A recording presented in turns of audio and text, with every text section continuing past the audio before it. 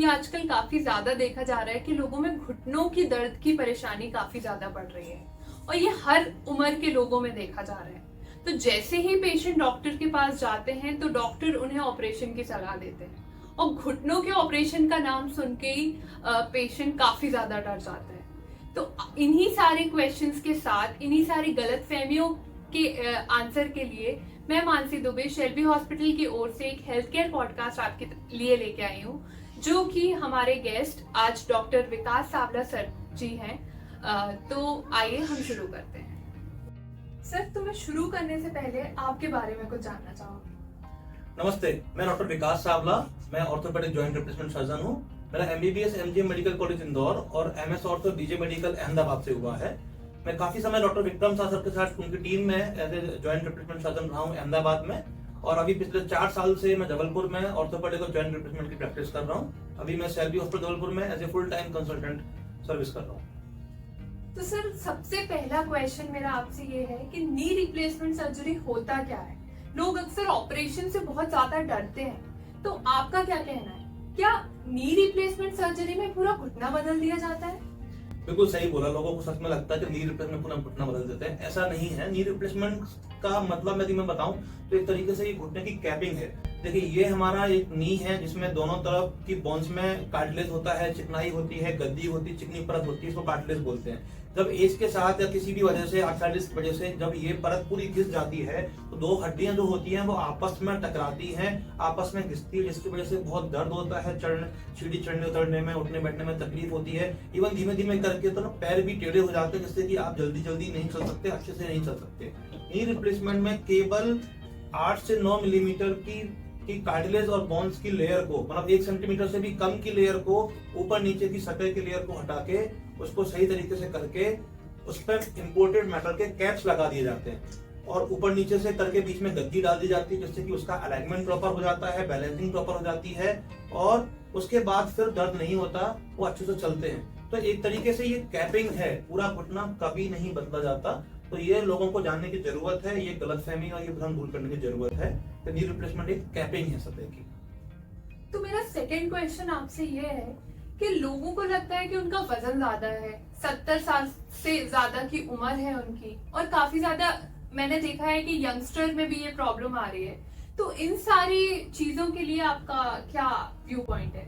मैं बताना चाहूंगा कि बेसिकली ये सर्जरी एज की वजह से ही होती है। आर्थराइटिस जो होता है 50-55 सालों के बाद आजकल देखने को मिल रहा है, 60 से 70 साल में ये बढ़ता जाता है।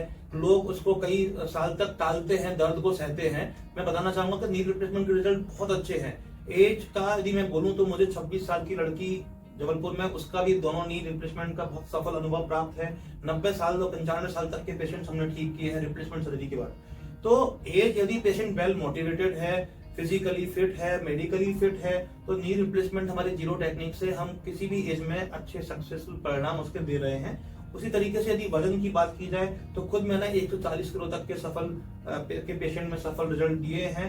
कई सारी वजह से, चाहे वो हार्मोन्स हो, डायबिटीज हो, थायराइड हो, महिलाओं का वजन भी बढ़ता है, तो नी रिप्लेसमेंट में बढ़े हुए वजन को लेके भी अच्छे रिजल्ट आते हैं जीरो टेक्निक से। उससे वजन या एज को लेके घबराने की जरूरत नहीं है। आपको इंपॉर्टेंट है एक अच्छी टीम चुनना, एक अच्छा हॉस्पिटल चुनना, एक अच्छा सेटअप चुनना, जहां आपकी वो सारी चीजें हम सही तरीके से टैकल कर सके। तो ये सर्जरी किसी भी एज में हो रही है।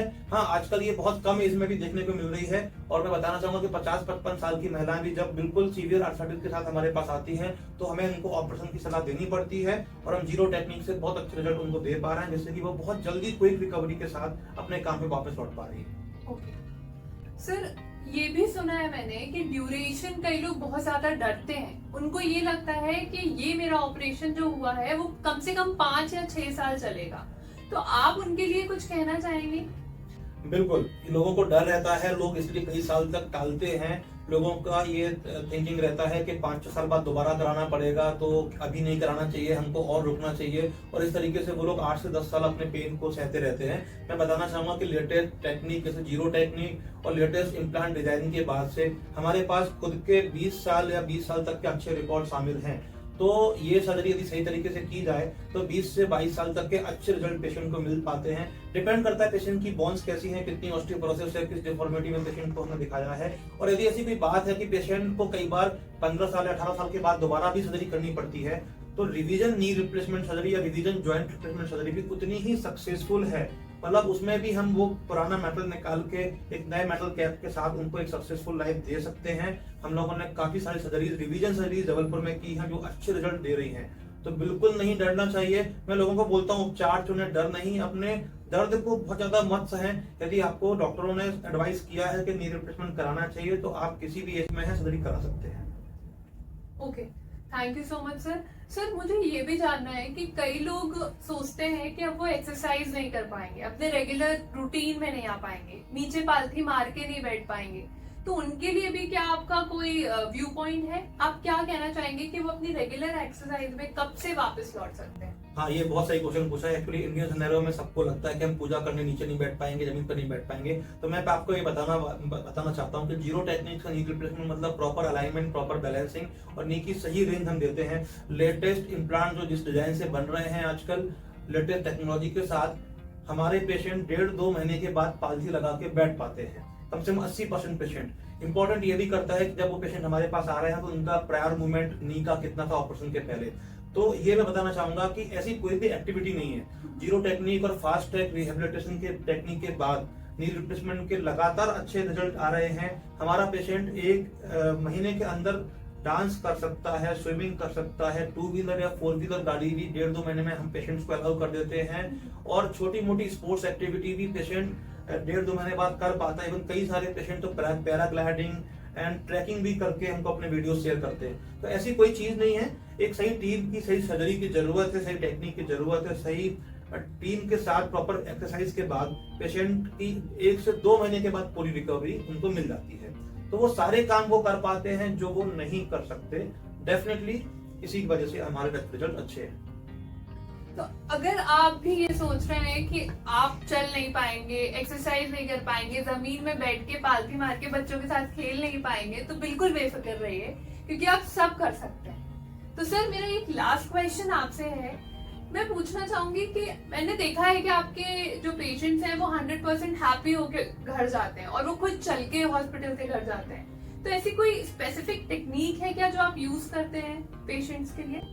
हाँ बिल्कुल, मैं बताना चाहूंगा कि नी रिप्लेसमेंट का मुझे कई हजार सर्जरीज का एक्सपीरियंस है। और मैं पहले अहमदाबाद में था, तो हम लोग स्पेशल जीरो टेक्निक से काम करते हैं। जीरो टेक्निक में हम लोग ये सर्जरी केवल 25 से 30 मिनट में करते हैं, जिससे कि जो हाई रिस्क पेशेंट होते हैं उनके रिजल्ट भी उतने ही सक्सेसफुल आते हैं। जैसे किसी को बाईपास हुआ है, किसी का एंजियोप्लास्टी हुआ है, किसी का वजन ज्यादा है, किसी को हाई शुगर है, तो ये सारे कॉम्प्लिकेटेड केसेस भी हम लोग जीरो टेक्निक की वजह से कम टाइम में सक्सेसफुल रिजल्ट के साथ कर रहे हैं। दूसरा, हम पेशेंट को, हमारे इसमें टाँके कम आते हैं, चीराफाड़ी कम होती है, दर्द पहले से की तुलना में कम होता है। और दूसरा कि हमारा पेशेंट को हम 6 घंटे बाद एनेस्थीसिया का असर जब खत्म हो जाता है, वॉकर की सहायता से खड़ा करके चलाते हैं, तो पेशेंट का कॉन्फिडेंस देखने लायक होता है, पेशेंट का डर खत्म हो जाता है। दूसरे दिन हम पेशेंट को कुर्सी पर बैठाने की प्रैक्टिस करते हैं और तीसरे दिन रूटीन एक्टिविटीज वॉकिंग के साथ हम उनको सीढ़ियां चढ़ाने की प्रैक्टिस करने के साथ हम डिस्चार्ज भी कर सकते हैं। तो बेसिकली अभी शॉर्ट हॉस्पिटल में स्टे काफी शॉर्ट हो जाता है, दवाइयां कम देनी पड़ती हैं। तो ये टेक्निक है जीरो टेक्निक जो हम बार बार बात कर रहे हैं, उससे लगातार अच्छे रिजल्ट आ रहे हैं, कॉम्प्लिकेटेड केस में भी अच्छे रिजल्ट आ रहे हैं। तो मैं लोगों से बोलूंगा डेफिनेटली उपचार चुने, डर नहीं, क्योंकि अभी नई टेक्निक, नए इम्प्लांट डिजाइन के साथ ये सर्जरी लगातार अच्छे रिजल्ट दे रही है और आप वो सारे काम कर पाते हैं बहुत जल्दी रिकवरी के साथ, जो आप पहले नहीं कर पाते थे। सर पेन के बारे में आप क्या कहना चाहेंगे? हाँ, सबसे बड़ा डर इस सर्जरी को लेके पेन का होता है कि नी रिप्लेसमेंट में बहुत दर्द होता है। बात बिल्कुल सही है कि किसी भी जॉइंट में खरोंच भी लगती है तो पेन होता है। तो नी रिप्लेसमेंट में पेन को कम करने के लिए हम लोग लगातार लेटेस्ट टेक्निक, लेटेस्ट इंस्ट्रूमेंट, दवाइयां पे काम करते हैं। हम एपिड्यूरल, हमारे एनेस्थेटिक और पेन मेडिसिन के साथ में हम एज ए टीम वर्क काम करते हैं, इसलिए कि हमारी कोशिश रहती है कि हमारे पेशेंट्स को पेन कम से कम हो। जीरो टेक्निक इसी के लिए और ज्यादा खास है कि हम अपने पेशेंट को 6 घंटे बाद ही खड़ा कर सकते हैं, चला सकते हैं। पहले के जमाने में, जब बहुत पहले की बात मैं कर रहा हूँ, तब पेशेंट्स को कई दिनों तक बेड रेस्ट एडवाइस कर दिया जाता था। हम लोग अर्ली रिहेबिलिटेशन, अर्ली मोबिलाइजेशन और मिनिमम पेन टेक्निक पे काम कर रहे हैं। तो मैं कह सकता हूँ कि पेशेंट का पेन 2 दिन या 1 दिन के बाद बहुत कम हो जाता है। सहने लायक पेन होता है जिसको हम दवाइयों से कंट्रोल करते हैं और हमारा पेशेंट बहुत जल्दी अपनी रूटीन लाइफ में, बिल्कुल पेन फ्री लाइफ में आ जाता है। Thank you so much sir, इतना इम्पोर्टेंट टॉपिक हमारे ऑडियंस को बताने के लिए। ऐसे ही हम और वीडियो में आपसे मिलते रहेंगे। तब तक के लिए stay healthy, stay happy. Thank you. Thank you.